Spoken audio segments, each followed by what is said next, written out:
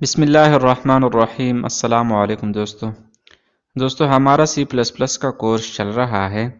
इस लेक्चर में हम लॉजिकल ऑपरेटर्स के बारे में पढ़ेंगे। अरिथमेटिक ऑपरेटर के बारे में पिछले लेक्चर में हमने पढ़ा था, यानी अरिथमेटिक ऑपरेटर प्लस, माइनस और ज़रब और तकसीम, एडिशन, सब्ट्रैक्शन, मल्टीप्लिकेशन और डिवीजन, ये अरिथमेटिक ऑपरेटर्स हैं। तो लॉजिकल ऑपरेटर किसे कहते हैं? लॉजिकल ऑपरेटर को रिलेशनल ऑपरेटर्स भी हम बोलते हैं, यानी ये रिलेशन को शो करता है, रिलेशनल ऑपरेटर्स को शो करता है। एक ट्रू और फॉल्स की रू में रिजल्ट शो करता है। तो लॉजिकल ऑपरेटर कौन कौन से हैं? Less than, greater than, less than or equal to, और greater than or equal to और double equal to. These are called logical or relational operators. ठीक है, तो these operators allow you to logically combine boolean variables. ये आपको, ये operators variable की एक बूलियन, लॉजिकली एक बूलियन वैल्यू रिटर्न करता है। बूलियन में दो टाइप के वैल्यू है, या ट्रू रिटर्न करेगा या फॉल्स। तो ये लॉजिकल ऑपरेटर असल में काम इसका क्या है कि ये बूलियन रिजल्ट रिटर्न करेगा, शो करेगा। बूलियन में दो वैल्यू होंगे, या तो ट्रू होगा या फॉल्स होगा। तो ये दोनों वैल्यू को रिटर्न करेगा। आमतौर पर रिलेशनल ऑपरेटर या लॉजिकल ऑपरेटर को हम बूलियन वेरिएबल के लिए भी यूज करते हैं, यानी बूलियन रिजल्ट के लिए भी हम यूज करते हैं।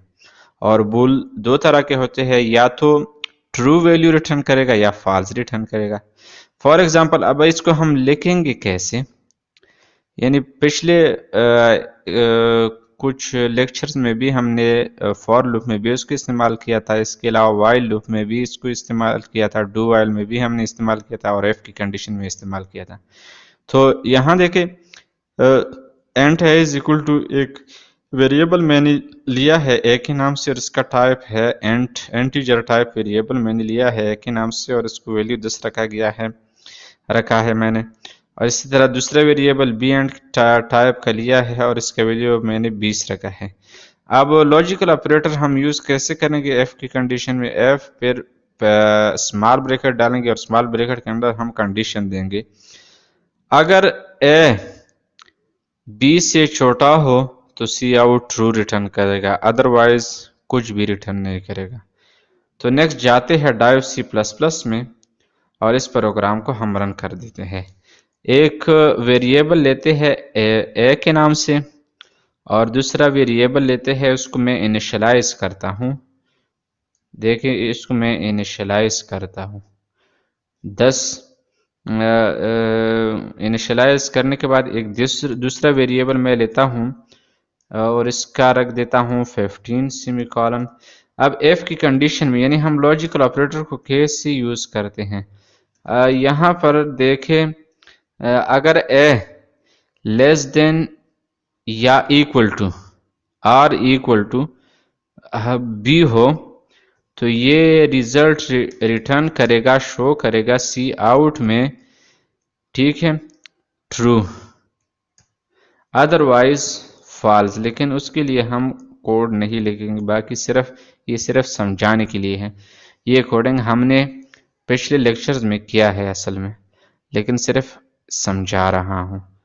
तो इसको मैं रन और कंपाइल और रन करके देखता हूं। देखिए, यहाँ ट्रू रिटर्न किया। ये इसलिए रिटर्न किया कि ए जो है ना वो लेस देन है बी या इक्वल टू बी है। तो ये लेस देन है बी से, तो इसलिए ये इसने ट्रू रिटर्न किया। अब जो ही मैं ये देखता हूं कि आया B as less than or equal to 2, B as less than or equal to, सिर्फ लेस देन लगा लेता हूँ, B as less than A, ठीक है।